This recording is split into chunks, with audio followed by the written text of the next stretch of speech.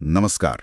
आज हम भारतीय शेयर बाजार की नब्ज टटोलने वाले हैं। जी बिल्कुल। खासकर आज यानी 20 जून 2025 के जो ताज़ा हालात हैं और कुछ ट्रेडिंग रणनीतियों पर बात करेंगे। जी हमारे पास ना बिजनेस न्यूज़ 24x7 जैसे कुछ अच्छे वित्तीय लेख हैं और रियल टाइम मार्केट डेटा भी है। जी बिल्कुल। तो आज का लक्ष्य क्या है?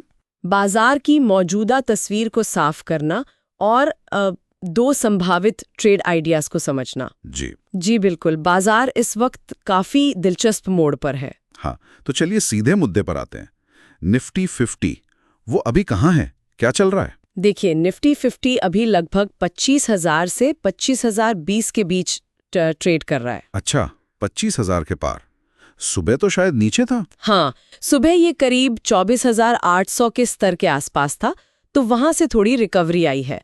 और सेंसेक्स भी वो करीब 81,360 से 81,600 के दायरे में बना हुआ है। ठीक है, यहाँ एक बात मुझे थोड़ी खटकी। पहले के कुछ विश्लेषणों में मैंने 26,100 के स्तर का जिक्र देखा था। वो क्यों था? मतलब आज के लेवल से तो वो काफी ऊपर है। हाँ, ये बहुत जरूरी सवाल है। देखिए, वो जो 26,100 का जिक्र था, वो आज का स्तर नहीं था। वो असल में 2024 का एक बहुत महत्वपूर्ण ऐतिहासिक रेजिस्टेंस लेवल था। मतलब वो पॉइंट जहां पहले बाजार को बिकवाली का दबाव झेलना पड़ा था। अच्छा, वो पुराना रेजिस्टेंस था। जी, दिन के दौरान तो वो लगभग 26,277 तक भी गया था और क्लोजिंग बेसिस पर 26,216 के आसपास था। तो वो जो विश्लेषण था, वो शायद इस उम्मीद पर था कि बाजार उस पुराने बड़े रेजिस्टेंस को तोड़ देगा, एक ब्रेकआउट देगा। समझ गया। लेकिन हुआ ये कि बाजार अभी 25,000 के पास ही थोड़ा स्थिर दिख रहा है। तो हमें अपनी रणनीति को आज की जो हकीकत है उसके हिसाब से एडजस्ट करना होगा। बिल्कुल, पुरानी उम्मीदों पर नहीं, आज के लेवल्स पर फोकस करना है। सही बात। ये फर्क समझना जरूरी है, क्योंकि इससे पता चलता है कि बाजार ने वो जो बड़ी बाधा थी 26,100 वाली, उसे अभी पार नहीं किया है। ठीक है, तो फिर आज के इन स्तरों को देखते हुए पहली ट्रेड स्ट्रैटेजी क्या हो सकती है? तो पहली रणनीति जो समझ आती है वो है momentum long Nifty futures. Momentum long मतलब तेजी के साथ जाना। हाँ बिल्कुल।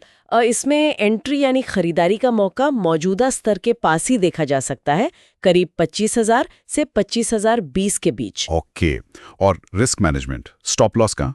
स्टॉप लॉस हम 24,800 के थोड़ा नीचे रख सकते हैं। ये आज का एक अहम सपोर्ट लेवल है, जिसे हम पिवट पॉइंट भी कहते हैं। अगर बाजार इसके नीचे जाता है तो मतलब है कि शायद मोमेंटम कमजोर पड़ रहा है। ठीक है, 24,800 के नीचे स्टॉप। और टारगेट? कहाँ तक जाने की उम्मीद? टारगेट लगभग 25,300 का रखा जा सकता है। इसके पीछे लॉजिक ये है कि अगर निफ्टी ये जो 25,000 का एक साइकोलॉजिकल लेवल भी है, इसके ऊपर टिका रहता है, तो फिर ये अगले सप्लाई जोन की तरफ बढ़ सकता है। सप्लाई जोन मतलब वो एरिया जहां फिर से बिकवाली आने की संभावना होती है। वो करीब 25,300 से 25,400 के बीच है, अटका रहेगा, रेंज में रहेगा। उनके लिए क्या है? हाँ, उसके लिए एक बिल्कुल अलग नजरिया है, एक दूसरी रणनीति है, options short premium strategy, short strangle. Short strangle, ये थोड़ा टेक्निकल लग रहा है, आसान शब्दों में। हाँ, आसान शब्दों में ये रणनीति तब अपनाते हैं जब आपको लगता है कि बाजार ना तो बहुत ऊपर जाएगा, ना ही बहुत नीचे गिरेगा, एक दायरे में ही रहेगा। इसमें हम क्या करते हैं, ऊपर की तरफ मान लीजिए 25,200 की स्ट्राइक वाली कॉल ऑप्शन बेचते हैं और नीचे की तरफ करीब 24,800 की स्ट्राइक वाली पुट ऑप्शन बेचते हैं। अच्छा, ऊपर की कॉल और नीचे की पुट दोनों बेचते हैं? जी, ऐसा करने से हमें शुरुआत में ही कुछ प्रीमियम मिलता है। इस केस में शायद लगभग 30 से 35 रुपए प्रति लॉट। और ये प्रीमियम हमारी कमाई बन जाता है। हाँ, अगर बाजार एक्सपायरी तक इन दोनों लेवल्स यानी 24,800 और 25,200 के बीच ही दंड होता है, तो ये पूरा प्रीमियम हमारा मुनाफा बन जाता है। लेकिन अगर बाजार इस रेंज से बाहर निकल गया तो रिस्क भी तो होगा। बिल्कुल रिस्क है, इसीलिए स्टॉप लॉस लगाना जरूरी है। स्टॉप लॉस तब लगेगा जब दोनों प्रीमियम मिलाकर जो नुकसान है वो मान लीजिए 60 से 70 रुपए तक पहुंच जाए। यानी जितना प्रीमियम मिला उससे दुगना नुकसान होने पर निकल जाना है। ओके, और इस रणनीति का लॉजिक क्या है? मतलब क्यों लगता है कि ये काम कर सकती है? इसका तर्क ये है कि जैसा आपने भी कहा, थोड़ी सावधानी का माहौल है, भू राजनीतिक वगैरह। तो हो सकता है बाजार कुछ समय इसी रेंज में कंसोलिडेट करे, फंस जाए। और एक और महत्वपूर्ण बात है इंडिया विक्स। ये बाजार में आने वाले उतार चढ़ाव की आशंका को मापता है। हाँ, वो वोलेटिलिटी इंडेक्स। जी, वो अभी थोड़ा बढ़ा हुआ है। जब विक्स बढ़ा होता है तो ऑप्शन बेचने वालों को प्रीमियम ज्यादा मिलता है, तो अभी प्रीमियम अच्छा मिल रहा है।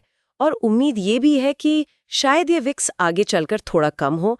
अगर विक्स कम होता है तो वो भी ऑप्शन बेचने वालों के लिए, यानी इस शॉर्ट स्ट्रैंगल रणनीति के लिए फायदेमंद होता है। अच्छा, तो मतलब ये है कि बढ़े हुए विक्स का फायदा उठाकर प्रीमियम कमाना, ये सोचकर के बाजार शायद एक दायरे में रहेगा और विक्स भी शायद गिरेगा। बिल्कुल सही, यही इसका मूल तर्क है। तो मतलब साफ है, दो अलग अलग स्थितियां, दो अलग अलग रणनीतियां। अगर लगता है कि बाजार ऊपर जाएगा, 25,000 के ऊपर टिकेगा, तो फ्यूचर्स लॉन्ग एक विकल्प है।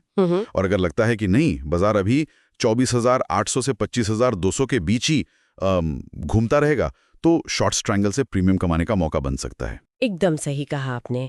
चुनाव पूरी तरह इस बात पर निर्भर करेगा कि निवेशक का बाजार पर व्यू क्या है, तेजी का, मंदी का या साइडवेज का, और साथ ही वो कितना जोखिम लेने को तैयार है।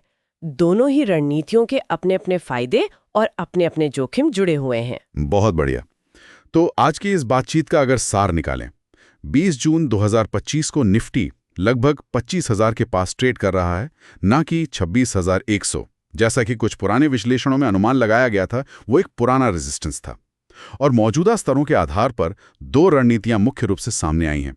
एक, तेजी की उम्मीद रखने वालों के लिए निफ्टी फ्यूचर्स लॉन्ग, एंट्री करीब 25,000, स्टॉप लॉस 24,800 के नीचे और लक्ष्य लगभग 25,300। और दूसरी, साइडवेज बाजार से कमाई के लिए शॉर्ट स्ट्रैंगल, जिसमें करीब 25,200 की कॉल और 24,800 की पुट बेची जा सकती है। जी हाँ, बिल्कुल, यही मुख्य बातें हैं। और जाते जाते एक विचारणीय प्रश्न श्रोताओं के लिए छोड़ना चाहूंगी। हाँ, जरूर। देखिए, हमने इन दो रणनीतियों की बात की, लेकिन बाजार में जो ये मौजूदा बढ़ी हुई अस्थिरता है, मतलब हाई वॉलेटिलिटी विक्स, उसको ध्यान में रखते हुए क्या कोई और बचाव यानी हेजिंग की रणनीति या कोई और वैकल्पिक रणनीति हो सकती है जिसके बारे में सोचना फायदेमंद हो? भले ही उसका जिक्र आज हमने जिन स्रोतों पर बात की उनमें सीधे तौर पर न भी हो। ये सोचने का एक अच्छा पॉइंट हो सकता है कि इस वॉलेटिलिटी को कैसे मैनेज किया जाए या इसका कैसे और फायदा उठाया जाए।